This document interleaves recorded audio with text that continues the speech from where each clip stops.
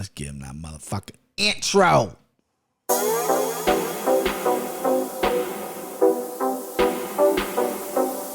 This is the MMA Takes Podcast. With your host, Brian Petrie. Hey.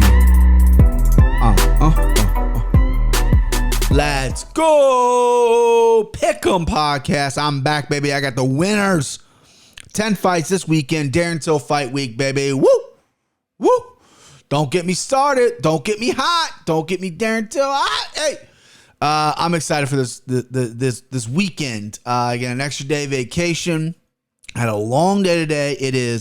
I had plans to record this during the day.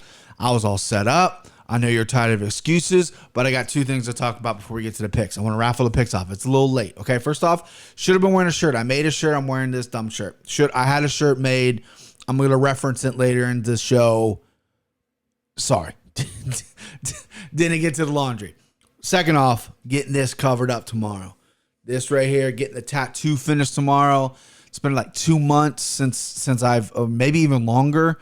I heal opposite of Wolverine. My skin is so thick and so elephant-like that I heal opposite of what Wolverine does. It took forever to heal, but we're back, baby. We're back. We're ready to go.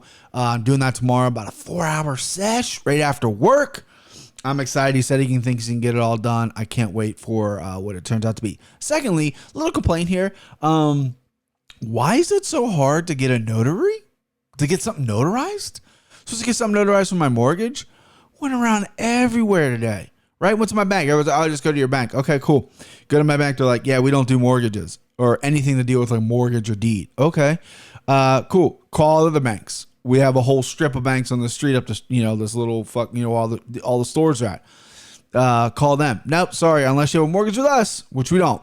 Our mortgage is to a bank that it's a very big bank, Wells Fargo, I could say it. I don't know why I'm being, trying to hide that from you. And they're not within 100 miles of us. No branches are within 100 miles of Cincinnati. How is that? How the fuck is that? They have a couple offices in downtown Cincinnati that aren't open to the public, like where fucking people work and financial planners and stuff. Can I go there? Right? Trying to get a hold of them all day, driving around all day like a fucking idiot. How hard is it for a little dork just to stamp the paper? Right? I'll sign it, stamp it. Sign it, stamp it. That's what all it is. I've seen Parks and Recreation. Jerry Gergich was a fucking notary or whatever the fuck. I almost said auditor, notary. And then I read online, I'm trying to figure it out. It's like, oh, well, some tax accountants are notaries. And I'm like, oh, well, my buddy who's not a tax accountant, my dear friend who's been on this podcast, Austin is an accountant. He's a man of mystery. That guy could be the fucking 2021 notary of the year. I wouldn't fucking know. He wouldn't tell me. He doesn't like to, boast his accomplishments. So I call him message him. I go, hey, man, shot in the dark, you're not a notary, are you? And he goes, no, sorry, I'm not. I'm an accountant. It's like, yeah, I know you're an accountant. I didn't think you were you know what? I don't have time. I don't have time to explain to you what I need from you. So, it is what it is. Okay, but we have some fights. I got some winners. I'm giving my Slimeball out. Let's go. Let's go to this screen here, huh? Let's go to this screen, the lovely pick'em screen. And let's pull some fights up here, babe. Let's pull some fights up here. First fight of the night. Jonathan Martinez, minus 155 versus Marcellus Rojo. That's a Rojo. He is a plus 135 underdog. These lines I got literally this morning. And according to DraftKings, the app I just got on, they've already moved. So take this with a grain of salt. I couldn't update all my fucking my graphics. I'm sorry. It's only limited time in the day.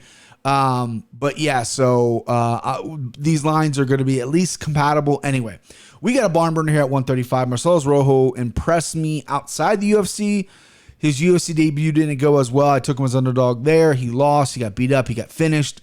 But he's a scrappy dude. He has big power. He's the fucking T-Rex guy, right? He fucking, after he knocks people out, he T-Rexes on him. Jonathan Martinez is dead to me. The guy he's fucking dead to me because his last fight, he was the biggest favorite. And I literally put my reputation on him being a mortal lock, I said, this is a reputation fight. I said, you put all your units on Jonathan Martinez. You fucking put everything on Jonathan Martinez. And what does he do? He goes out there and he gets knocked out by Davey Grant. You can't get knocked out by Davey Grant when I put my reputation on the line. That was a reputation fight. And I just bang. That's how fired up I am. Banging microphones. So it's tough. Because before that, Jonathan Martinez was having a nice little run there. Split decision loss Andre Ewell, which was and then knocked out Frankie Saenz. Had a decision win over Almeida. Then gets knocked out by Davey Grant. Davey Grant is a better fighter than I gave him credit for. That's on me. I take the blame, but I'm still blaming Martinez. So when you look at this fight, you're giving me dog odds at a guy who is a dog. This guy will fight to the fucking end. And this dude is crazy with the fucking T-Rex stuff. And he's got power. He's got experience outside the UFC. Jonathan Martinez coming off his knockout loss in round 2. Yeah, I'm going dog here. And not only am I going dog, but we need more dogs. Dogs are barking early, boy. We need more dogs. It's going to be my underdog lock of the night. Marcelos Rojo. There's only 10 fights. So, I don't love, there's a lot of people that love dogs in this card. A lot of guys I respect that like dogs on this card. I'm kind of in the middle. I've leaned my picks. We'll get to it, but this is a dog that I think is worth taking a shot at. Plus 135. Nothing crazy there. I think this is a straight wager play. I do think it's a competitive fight. I think Martinez has good stand-up. I think Rojo has good stand-up as well. I think Martinez maybe wants to wrestle a little bit. Rojo got exposed off his back a little bit. But if they stand up, Martinez, I think, is the cleaner striker. Rojo is the more powerful striker. I think that's how it's going to shake out. And I'm just banking on the fact that Rojo is plus 135, that power is going to translate a little more. He's got his feet wet in the UFC a little bit. He looked respectable, even though he got finished in his debut. Fought a tough guy. What are you going to do? All right, next up, this fucking name. Dalcha. I can pronounce his first name. Dalcha Lingalabula. Plus 135 versus, this guy's name's not Marc-Andre Barrett. Canadian minus 155, almost the exact same line as what we just saw. Two big boys, 205ers getting at it. Dolce is such a fucking man beast. This guy looks so fucking good, shredded. I believe, is he South African? Yes, South African, 34. They say his height's, this has got to be wrong, right? On Tapology, I'm looking right now, they say his height's 5'8". There's no way this guy's 5'8", right? He's like 6'8".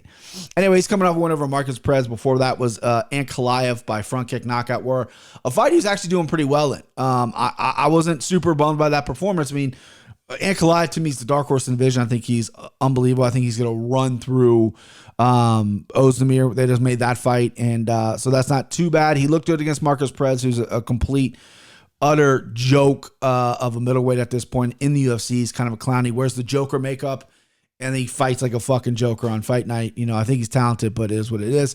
Marc-Andre Barrett, Canadian, pride of Canada, baby. Came in the UFC, started his career 0-3 with a draw to Prochota, Oscar Prochota, and then he had a win over Abu Azatar, ground and pound round 3. That was a good win against a guy who had some knockout power, who had an inflated record. He was a big dog in that fight. He went out and stuck his guns and took him down and pounded him out. Barrett is considered like a striker. I think he likes to mix it up a lot nowadays. His losses are just some solid guys. Andrew Sanchez decision. That guy's going to wrestle you. Krzysztof Jocko during that run was a nice run. That was a split decision loss. Jung Yoon Park, who's proven to be pretty good. That was a decision loss as well. So there's talent there in Marc-Andre, and I can see why he's the favorite here. Dolce, I feel like we haven't seen him a little bit. You're beating up Marcus Perez. That's cool. A lot of canceled fights. Then we see you fight, Ankalaev, which, you looked okay in, but then you got front kicked. But he is built like a shit brick house. I know you can't take that into account. But I've actually been really underwhelmed by Barrio. And I can't lay the chalk on a guy at minus 155 who I'm just underwhelmed with. You got to overwhelm me. Or at least whelm me. Just whelm me. But Marc-Andre, I think, is he's going to mix up a little bit here. I think Dolce is going to be harder to take down than he thinks. And then the striking, I think Dolce is going to keep him at range and pick him apart here. It's going to be a close fight. Both these guys are pretty durable. Both these guys are pretty have similar features. They fight the same way. I think Dolce needs to keep his length about him a little bit. I think he needs to put punches together. I don't think he just needs to throw one out there. Marc-Andre needs to close the distance. I think he wants to fight in the clinch, possibly get to the ground. I think that's going to be harder than he thinks. Give me the dog. Give me the dog. Back-to-back dogs. Dogs are barking today, baby. Let's play that. The dog. He's not going to be my underdog lock, but I do like this play. Plus 135 over Dolce. A guy still young in his MMA career. He's, again, fucking well-built. Time away from the cage might hurt him a little bit. I know the South Africans are having a real hard time getting the U.S. with COVID. Their country got locked down pretty strictly. Same thing happened to my boy Don Madge. He had a bunch of fights canceled. He couldn't leave the country. Yada, yada, yada. Dolce, I'm sure, unless he's training in America now, was having the same situations. Coming off a win, though, I think this is a winnable fight for him. I think if anybody would have ended up on the plus side, I might have leaned that way. But I'm going to lean Dolce. Plus side money here. Let's fucking go. All right, next up, you got one of the fights of the night. Charles Jourdain. Am I doing that right for the French Canadians? Charles Jourdain. Sorry, I don't have a good... My last name sounds French, so you think I should be able to... Charles Jourdain. I like this kid, right? I like this kid. He's coming off of Marcellus Rojo, the guy who's fighting the first fight of the night. Dominant performance, looked good, looked a little shaky in the first round, but really just held on to his cardio, and his striking is really crisp. Julian Rosa, a guy who I've been on his side because I've won money on him, and then I've been off him. He got knocked out in his last time out against Su Woo Choi, against a guy who he just goes in there recklessly, doesn't put his hands up, just throws wild and gets caught by, Su Woo Choi is a knockout puncher. Charles Jourdain has good knockouts. But I wouldn't say he's a knockout puncher. I think he's a really good striker. I think he stays within himself. I think he's technical. Julian Rosa's a little bit wild here. Julian Rosa said he's going to go out there and he's going to wrestle for 3 rounds. That could happen, right? I think Charles Jourdain has proven to have somewhat good takedown defense, at least really good cardio at this point against Rojo. He looked really good against a wild man in there. I think Jourdain is properly priced here. Julian Rosa came in, lit the world on fire again. He's been with the UFC like 15 times. Ultimate Fighter got cut. Contender Series lost. Contender Series 1 got brought it. Like, they bring this guy back because he's action-packed. He likes to stand up. He likes to bang. He mixes it up. He's a good-looking kid. And he's willing to take fights on relatively short notice. He's a little bit of a wild man in there. He might go out there and try to wrestle Charles Jourdain. I think that's going to be a problem for Rosa. I don't think Rosa has like high level cardio. To wrestle 3 rounds, I don't think he has that in him, especially Jourdain. It's not like Jourdain's just going to let him fucking take him down. There's going to be some resistance. And I think Charles Jourdain is just a cleaner, crisper striker. This is going to be fight of the night. All over Twitter, all over MMA Twitter, everyone's saying fight doesn't go the distance. I think that's a good play here. Don't know if I'm going to touch it. I am so fucking bad at props right now. All I do is I obviously when I go through, here's my process. Here's my process, guys. I go through the card, right? I immediately think who I was going to win, gut instinct. Then I do the research, and we'll see if my gut instinct changes. And then once those picks are done, those are obviously money line picks. We look at the odds, we look at everything. Then I'm all in on fucking props. My whole page is full of what props could happen. I'm trying to dial in, and I'm fucking bad at it right now. So I don't know if I'm going to touch that prop, but that is what MMA Twitter is spackling all over the place. Fight doesn't go to decision. I can see it. Jourdain, precise striker, could wear on a Rosa. Rosa's been knocked out before. Rosa's got big power as well. Let's not forget that. But I'm leaning Charles Jourdain here. I don't like the numbers straight up for me at 190. So if fight doesn't go to this distance, is cheaper than 190. If Charles Jourdain by KO by decision, obviously is going to be better than 190. That might be your move here if you're that confident in the French Canadian. But yeah, I'm confident. I don't know if I'm not confident, right? Minus 190 is not a crazy number. I've played higher. Trust me, I've played higher. But yeah, Julian Rosa he's just that question mark. He can come out there. He's a huge underdog against Sean Woodson, come out there and just dominate, right? I think Jourdain is a very good fighter, but and I think he matches up well with a Rosa, just with his striking being just a little bit crisper, a little bit cleaner. He's within himself. Julian Rosa likes to throw from the hip sometimes, and we'll see if he wrestles. If not, I think he's going to have a problem here. Charles Jourdain's going to take that one. Let go. Jack Shore versus Ludwig Schulten, right? Did I nail that? I fucking nailed it. Jack Shore minus 510. He has since dropped to 450, 45. I don't remember. He has dropped. Ludwig is plus 375. He's obviously dropped as well. Jack Shore's a guy that he's undefeated, right? Is he undefeated? He's got one loss. Undefeated. This is a guy that, a lot of people are high on, right? I tend not to look at guys like him as of yet. Like, I'm very late onto his style. He's a very grappler based. His stand-up is coming a long way, but he's very grimy, take you down, cardio machine, and just wear on you and then submit you if you can, right? That's his style, and he's very, very good at it. Me, I'm usually late to the party on those guys. Admittedly, I'm late to the party on these guys. It's the flashy guys that get my attention. It's the fucking twinkles, the glitter that get my attention. So Jack Shore is a legit dude, and he's priced that way. He's the highest on the card for a reason. This is a short notice fight. Luvla coming off the Ultimate Fighter. He looked pretty good for himself. He looks like just, one of those Eastern European guys that knows how to wrestle, knows how to cardio, appears to be pretty strong. I think this might be a bad matchup for him. I'm going to go Jack Shore. I'm not going to take a huge shot on Ludwig. I wouldn't be surprised if Ludwig won. I'm just not in the position bankroll-wise because I'm on a nice little streak here. Took a little hit last week, small hit last week, but I'm on a nice little streak here that I got to stay within my means. I got to stay within, within me. And I just don't know if putting even a little sprinkle on Ludwig is even worth it at this point, because I do think Jack Shore is very, very good. But Ludwig, he could surprise for sure. And we've seen huge favorites. Makhmud Merdov last week really shit the bed. And Jack Shore, could be a confident kid, maybe overconfident. I see probably a lot of people playing Ludwig on Saturday because they love that number. They love big number dogs. I understand that. That's just not where I'm at right now. That's just not me. That's just like a Hail Mary. If you hit, props to you. In this matchup, I think Jack Shore is just better everywhere. I think he's better stand up. I think he has a better pace. I think his ground game's better. I think his wrestling's better. Again, Ludwig could surprise. I just think Jack Shore is going to be better everywhere. Every position they get into, Jack Shore's just going to have the advantage. And so give me Jack Shore at that super fucking chalk. I'm talking super chalk price, but yeah, just give me Jack Shore. I mean, it is what it is. All right, next up, I think this is horrible. You see the graphics on the screen. I type these women's names into Google. Jin Young Kim, unless she dyed her hair and has a complete hair, I think I maybe put the wrong woman up. Because is she Chinese, Korean?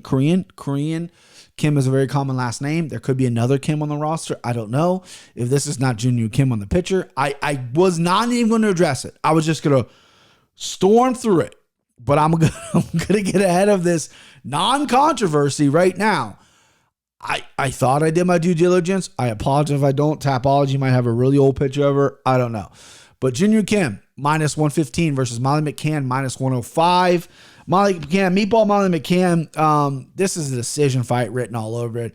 Neither of these female fighters are huge finishers, in my opinion. Jin Young Kim has some nice little boxing. She has had finishes in the UFC, at least one. But she's fought some good girls. She lost to Lucy Fedova in her UFC debut. Justine Kiss, what you ever think about her. She beat Justine Kiss by split decision. Antonia Shevchenko, who stinks. She lost to her. Nada Kasim, who is pretty but not great in her last loss with Lexi Grasso. Molly McCann is... I like Molly McCann. She's a dog in there. She's a warrior. She's a fighter. She gets in there. She gets it done. She's had 2 fights where I backed her and 2 fights where she's lost. Her best path to victory is to make it ugly and get the fight to the ground, right? Is to lock up Kim. She's going to be a little bit bigger than Kim. Lock up Kim. Don't let Kim get comfortable in the boxing. Take her down and just beat her up in the clinch, beat her up on the fight. It's going to be a decision fight. Bet the house on a fucking decision unless something crazy happens with a cut or whatever. Can't predict those things. But the prop for this fight's decision, which I don't have in front of me because I'm an idiot, but that's the play. I'm going to pick Molly McCann to win. I like Molly McCann. I think she's motivated. I've seen some of the stuff on Instagram. She appears to be in great shape. I think Patty Pimlet is her training partner, so they've been in the camp together. It's got to be good motivation. She's traveling with the team to Vegas. It's supposed to be in UK, remember. They're supposed to be an England fight. Now they're all in the United States because of COVID. I like Molly. I think Molly's just a little bit rougher and tumbler. She's going to get in there and she's going to make this a dogfight. Kim, I think, is the better striker, and I think she's the better fighter. But sometimes that doesn't mean you're going to win. In a fight like this where the odds are dead even, play the decision prop, which I'm sure is going to be in the minus because everyone's going to be riding that. I wouldn't touch this money line. I definitely wouldn't put this in any kind of parlays. It could go either way. There's a reason it's a pick 'em. This is properly placed. Molly, I thought, has fought the better competitions, but she's lost. Kim has fought good competition. She's lost as well. But Molly needs to get this fight to the ground. She needs to fucking clinch her up, take her down, beat the shit out of her, fuck her up on the ground. Molly doesn't stop. The problem is Molly sometimes thinks she's a boxer, and sometimes she thinks she's a striker, and sometimes maybe she thinks she's a little bit better on the feet than she is. And Kim's going to expose her if that's the case. Kim will piece her the fuck up. Kim's got really nice body shots, puts her hands together really well. Molly's going to be a little bit slower in there, so she needs to just get after it.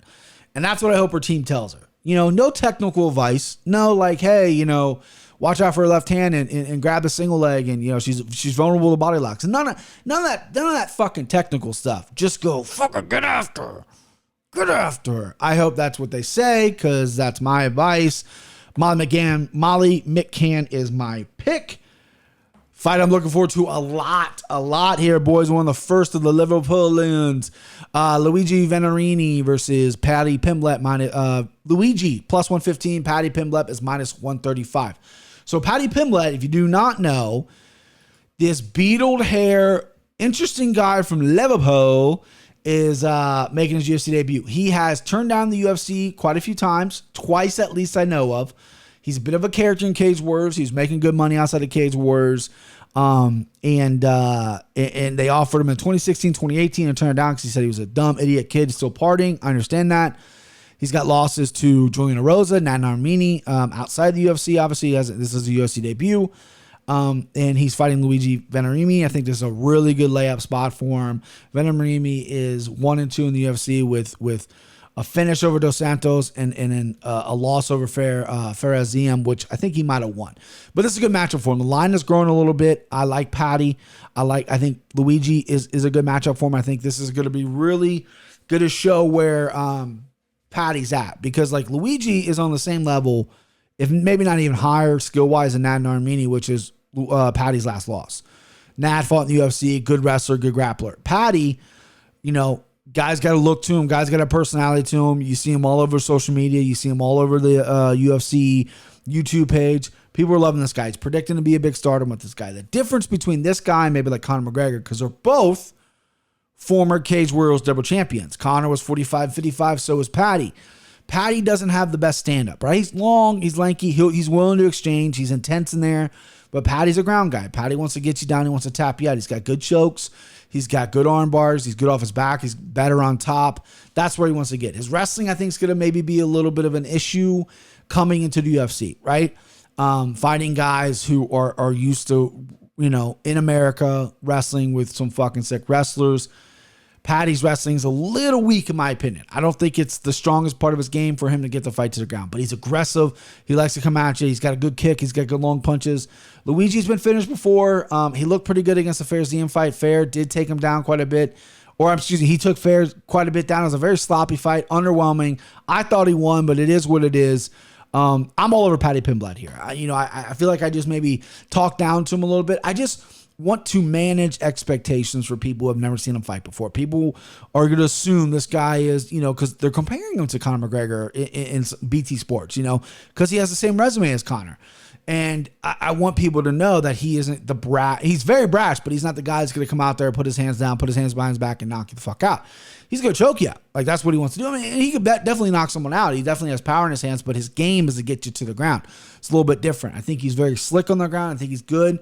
I think he's going to want this fight to get to the ground any which way. I think his scrambles are great. I think his sweeps are good. So even if he's off his back or on top, he's going to take the fight where he wants. The problem is once he slows down, and if Luigi just keeps taking him down over and over again, kind of like what Nadine Armini did, and he's not getting off his positions, and he's getting smothered, and he's not getting what he wants, it could be a little dangerous. I see people on Luigi. I know Patty is, again, very brash. People don't like that. People are already trying to cancel him on Twitter, trying to be unfans of him on Twitter. That's just not going to be what I'm going to do here. I think Patty's legit. I think Patty's got a lot of pressure. He's talking a lot, which I like. And it's weird because there's a difference between Kevin Lee talking, which I don't believe, because we've seen it time and time again of him just falling short, right? I can't believe something that someone doesn't believe himself. He's just doing that to hype himself up, right? Kevin Lee, very confident man and very skilled man, but deep down he knows he didn't have cardio for that. Deep down he knew, shit, I might be biting more than I can chew with fucking 2 knee surgeries off or whatever it was, right? Patty is crazy enough to believe it. You know, he turned down the UFC twice. Like, he's ready. This is his time. And he appears to be in great shape. I think this is a good matchup for him. If he loses his debut here, it's only going to get downhill from here. I mean, I don't know who you're going to bring in for Patty to win if you can't get by Luigi. No knock on Luigi, but it is a fucking knock on Luigi. With that being said, I got to put my money where my mouth is, and I'm going to go Patty Pimlet by submission here. Send him home. Send him home early. Patty's going to send him home early with a little bit of sub. I think he catches him on the feet because he's wild on the feet. He comes in aggressive. And I think after the catch, I think he's going to fucking get to the ground. And I think he's going to fucking get his neck. All right. Done. Let's go. Next up, Khalil Roundtree versus Modestus Bukaku. Roundtree's a plus 135. Bukaku is a minus 155. I laugh every time I say that name because I'm a child. Listen, Khalil Roundtree is a guy I like. Like, I've liked him from the Ultimate Fighter. I liked him. You know, I put a lot of money on the Prochnio fight. I've liked this guy for a very long time. And he's kind of checked out of MMA a little bit. I think that represents his number, right? So he fought Martin Prochnio, who gets knocked out by a fart. And Khalil can't knock him out and gets outpointed and gets outstruck, right? Khalil spends most of his time in Thailand, wants to move there, maybe already has, wants to become a Thai fighter, and you're getting outstruck by a Polish guy. No knock on Polish people, maybe, but you're getting outstruck by a Polish guy. But yeah, you want to live the Thai lifestyle. Bro, if a Thai lost to a Polish fighter in Thai boxing, they're not allowed back in Thailand, right? So if you're going to live this life, let's live this fucking life, bro. I got a little fired up because I lost money on that fight. But Khalil Roundtree has big power, has no cardio, right? He fades quick. He's such a nice underdog play in that round one. I'm going to pick Khalil Roundtree. I'm going to pick the dog here at plus 135. I think it's a good number because I think Bukaku stinks. I don't think he's good. I think he's got a chin issue. He's lost his last 2. He's been knocked out in those 1. I think he's got a little bit of a problem. But he's a little bit long. He's a little bit bigger. I can see him outworking Roundtree here for sure. So I have to give you a pick. So it's going to be Khalil Roundtree at the dog money, right? If you love Khalil Roundtree, play that spot. I necessarily probably don't love that. However, I do like Khalil Roundtree, possibly first round knockout. That's the only way he wins. First, second, you can sprinkle second round, but maybe give your big bet on the first round because I really do think if it goes outside that round and a half mark, you can even bet over under round and a half. If it goes outside there, Khalil's fucked. He's going to slow down. His power's gone. His technique gets sloppy, and Bukaku is just going to fucking just dance around and pick him apart. Maybe even wrestle him a little bit. It's not going to be good. You know, there's one way for Roundtree to win, and is Bukaku going to be fucking dumb enough to fall for it? Is he going to be man enough to fall for it? I don't know, but that's where I'm at right now. I'm gonna go Khalil Roundtree. Next up, David Zawada versus Alex Morono. Zawada plus 130, Morono minus 150. I don't like Alex Morono. I said Morono. I think he's very average, but he keeps shoving up my ass. And I'm going to quote my good friend Chris Curtis, who at one point in his career was supposed to fight Zawada years ago. And he commented on his Facebook page, David Zawada is not good. And I went back and looked at the tape, and he's right. He's not good. He's pretty good off his back. Okay submissions, a little wild on his feet. Morono, I think, is just the better fighter everywhere. I see some people on Zawada here at the dog money. This is maybe a dog I'm overlooking. Again, I think Morono is a guy who I constantly bet against, and he constantly just fucking says, fuck you, yeah. You know, against Cerrone, I was convinced, Cerrone was going to beat him. He fucking stopped Donald Cerrone. I mean, this is a captain of his team in Texas. He's got some good fighters out of there. I mean, a lot of people respect this kid, and he's tough. He's nails. You know what I mean? I'll never forget the Max Griffin fight where, he fucking wobbled Max Griffin. I thought Max Griffin's maybe was going to come back and win that fight. He did not. Had some good money on Max, but is what it is. Morono, though, I think is just going to be better everywhere. I think he knows his strength. I think he knows his weaknesses. He's a smart fighter. Zawada, I think his only chance is maybe to get wild and catch Morono because Morono's chin has been an issue in the past. but Zawada isn't the biggest knockout puncher. I think, a lot of people are predicting club and sub. Hit him, knock him down, fucking choke him out, take a neck, whatever. Zawada has a great triangle. Possibly, I can see that. You want to play Zawada by submission, I have no problem with that, but I wouldn't touch the money line here. I think Morono, the longer the fight goes, it's going to better fit Morono. I think he's, got better boxing. I think he's a smarter fighter. I think he can hang on the ground with Zawada as well. Zawada's going to get tired a little bit. Give me Morono there. Give me Morono. I don't have any plays besides that. Yeah, give me Alex Morono. And I almost went big on this. This was almost my moral lock, but because I just really don't think those words of my dear friend Chris Curtis ring in my head as David Zawada is not good, and he's right. He's just not. I'm surprised he's been with the UFC as long as he has, but what are you gonna do? Co-main event. Tom Aspinall minus 260 versus Sergey Spivak plus 210. I cannot find, if you were watching this on YouTube, which you should, MMA Takes Podcast on YouTube, go subscribe. Everybody I can find a full body shot of. Even the guys who aren't in UFC, right? When you're in the UFC, you get your photo taken for the website, you get a kit, right? Sergey Spivak's just his ugly head. I can't find any full body shots of him besides his ugly fucking head of his. So I got to go with it. But I am excited for this main event. You don't hear me talk often about being excited over a heavyweight main event because they're far and few between because there's not a ton of elite level heavyweights, in my opinion, besides the guys at top. I think these guys are elite level heavyweights. Sergey Spivak started his UFC career a little shaky, 1-2. He's rattled 3 in a row. Beat some good guys. Carlos Felipe, which was a close fight. Jared Vandermeer, that's not a great win. Alexei Oleinik, who's like 80. What are you going to do? But he withstood Oleinik's barrage. He's lost to Tybor and he's lost to Walt Harris. Walt Harris jumped on him early. Tybor just fucking manned him up.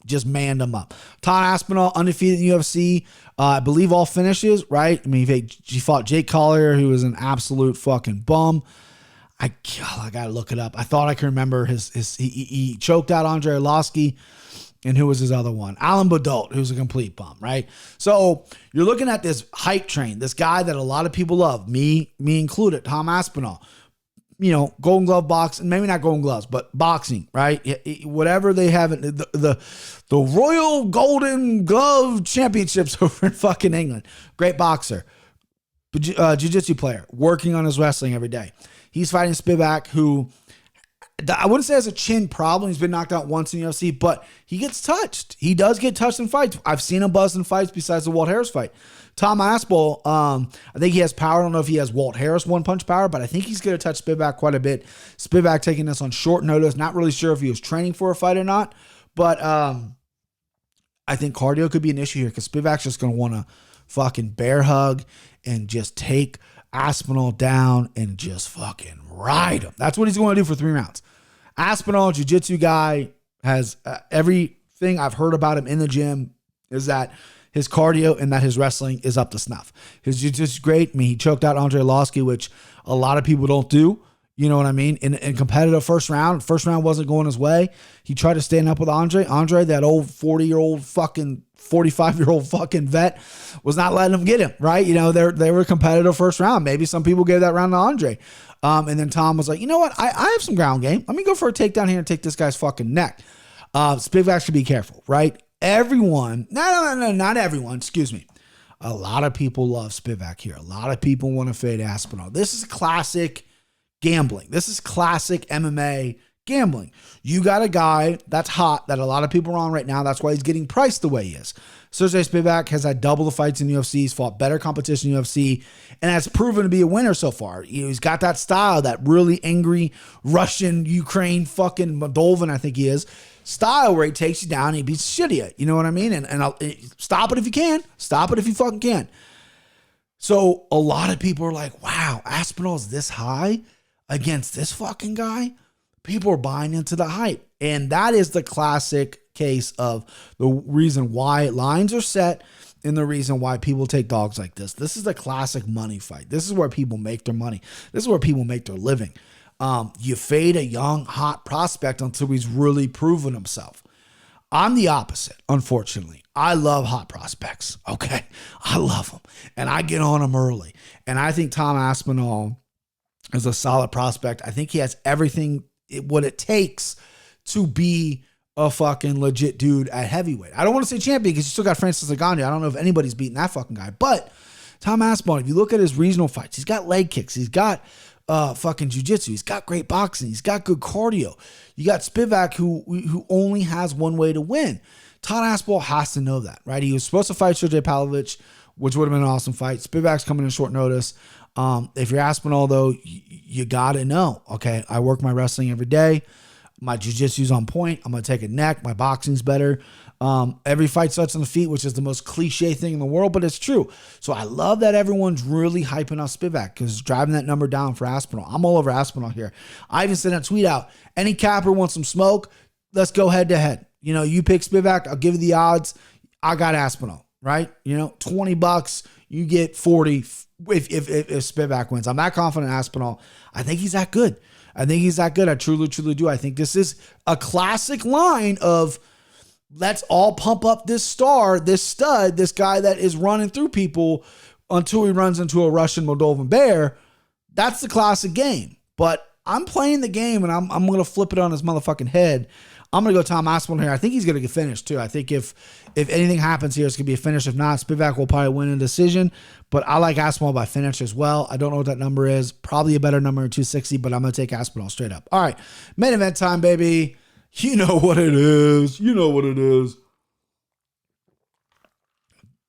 Darren Till.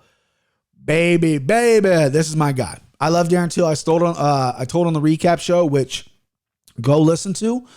MMA Takes Podcast and Apple Podcasts. Go rate and review while you're over there. We're on Spotify as well.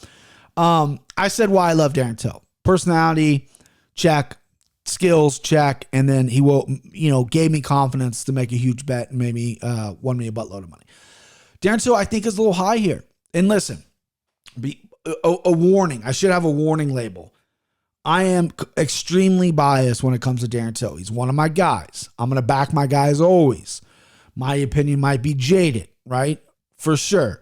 But honesty meter right now, Derek Brunson is a great play at 155. That's all I'm going to say. I wish I wore my betting system shirt. I have a betting system shirt. I'm not really selling them. I made them for me. It's kind of a jokey thing, but one of the things is bet on blonde. A guy that dyes his hair blonde, you bet on him, right? Derek Brunson, blonde Brunson's undefeated in the UFC. Number 2 was superpower. Mustache equals superpower. Derek Brunson's got that little fucking early 90s R&B mustache, right?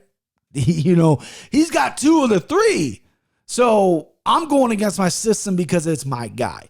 So let's break down the fight. Let me try to take some bias out of this because I love Darren Till. Darren Till is the superior striker. Darren Till, his last few fights, he's been, a little too patient and a little not willing to throw. He's very calculated. He's very precise. He thinks that he only needs to throw a certain number of punches because if his punches land, that's all he takes. All it takes with his power. I think with a Derek Brunson, you're going to need to throw a little more. You're going to need to be within yourself because Derek Brunson has power as well. Doesn't have much of a submission game, but he's got power. He can hit you on the feet. He used to like to stand up a whole bunch, but then he started getting tagged a little bit. Chin became a little bit of an issue, but he gets wild up there. Look at the Kevin Holland fight. He got wild. He kept his chin right there. He got hit a few times and then just took Kevin Holland down. That's what Derek Brunson has in his back pocket. He's in shape. He's strong as fuck and he's got good wrestling, right? Darren Till is going to be the better guy on the feet. He's going to be the quicker guy on the feet. He's going to throw straight punches. I think leg kicks can be an advantage for Darren Till as well. I hope he's not afraid to throw them because of the wrestling background of Derek Brunson. Derek Brunson is going to shoot. Derek Brunson is going to shoot a lot. Darren Till knows that. I watched Darren Till do an interview with John Gooden about the Robert Whittaker fight, which is very close. People aren't getting enough Darren Till credit for how close that was, considering how fucking good Robert Whittaker is. Very, very close fight. Darren Till admitted, I think I lost that fight because of 1 or 2 takedowns. I had Darren Till winning that fight. And I know I'm crazy. I've watched it multiple times. Very, very close, right? But he might be right. Robert Whittaker took him down a few more times. He said if they rematch again, he's not going to take me down. This Darren Till was supposed to fight Martin Vettori in April, broke his collarbone. Now we're getting into September with Derek Brunson. I like the matchup. I like everything. Darren Till is my guy. He needs to come forward. He needs to put hands on Brunson quickly. Brunson is going to stand up for as long as he needs to, and he's going to shoot. He's got a great double. He's got a great single. He's got a great body lock. He has multiple ways to take you down, and he won't quit. He's got great cardio. Darren Till needs to hit Derek Brunson as many times as he can. Derek Brunson doesn't like the weeds. Derek Brunson doesn't like the wars. You touch him up. You fucking bruise his eye. You cut him. You make him question coming in again. Derek Brunson, a little bit of a pretty boy front runner fighter. He's not built for these wars. I know people are going to disagree with me, but it's true. He's going to come in there. He's going to wrestle, or he's going to knock you out quickly. He's not made for the wars. You look at the Anderson Silva fight, right? That's a fight he kind of drifted off later in the fight. Guess what? Lost the fight. Regardless of what you feel, he lost the fight on paper. I actually had Brunson win that fight, but you know what I mean? He's not built for the wars. And I think Darren Till, regardless of how good your takedown defense is or whatever, you need to hit this guy as many times as you can. Obviously standing, but when he comes in your legs, fucking elbows to the side of the head. If you get taken down, punch him off your back. Work to get up to your feet. Don't play jiu-jitsu, because the one thing I've noticed in Darren Till's game is his takedown defense is getting better, increasingly getting better. That team out there in Liverpool with Aspinall, Grundy, and Till, their wrestling is some of the best in England. They are getting very good. But when Darren gets put on his back where it's not so good, right? I don't know if he's a jiu-jitsu black belt or not, but he's not off his back. That's for sure. That's not his game. Derek Brunson is going to put you in the back. He's not going to threaten submissions. He's going to stand up. He's going to try to ground and pound you. Darren Till's been there before. He survived before. But you look at the Tyron Woodley fight. Tyron Woodley did some horrible ground and pound on him. That was a title fight. That was at 170. That could have been a lights, whatever, long time ago. But I see a lot of people referencing that fight. Derek Brunson can easily take Darren Till down and fucking pound his head in until Darren Till's like, oh, fuck, dude, I'm cut, I'm this, I'm that, because he doesn't have great game off his back. He just simply does it. Or Darren Till could do what I say and touch Derek Brunson every chance he gets, on the feet, on the legs, in clinch, ever. Just make it rough, make it tough. Darren Till is such a precise striker, and he's so technical that sometimes he gets in his own way, and his punch output's like 50 punches a fight, right? You're going to need to up that up, because Derek Brunson is going to give you opportunities to hit him. He's a little wild. He keeps chin in there. He likes to throw wild shots as well. You also got to be careful, because Derek Brunson does have knockout power, but ever since going down to Sanford MMA, he's been really tightening up his wrestling and his cardio. I mean, that's done worlds for him. So I'm going with Darren Till. He's my mortal lock. Don't let me down. So I'm going with Darren Till. He's my mortal lock. I'm confident in this man. Simply based on the fact that I think he's going to be the better striker. I think he's motivated. I think he's going to come in with a better game plan. I think Darren Till has fought really high-level guys already. So has Derek Brunson. Derek Brunson's resume is unparalleled sometimes to some of the other 85ers. This could be Brunson's time. So again, full disclosure, I am completely biased. I am sitting here telling you I am betting Darren Till two ways. I am betting him straight up in another way. You'll find out in a second. But Derek Brunson at plus 155, and I think he's a little bit higher now, maybe. Again, these lines are moving like crazy. A lot of money coming in. He's the play. If Darren Till wasn't my guy, and I didn't have this attachment to Darren Till, I would be playing Derek Brunson because of the line and because of the style matchup. That's exactly what I would do. But I can't. I'm loyal. You make that list, this is what happens. I'm ride or die. But I'm up front with you. I'm like one of those guys where they review products and I go, full disclosure, this company sent this to me and I'm being paid to review this. They're biased, right? They're not going to give the real review because they're getting paid for it and they got to send for free. That's me right now, right?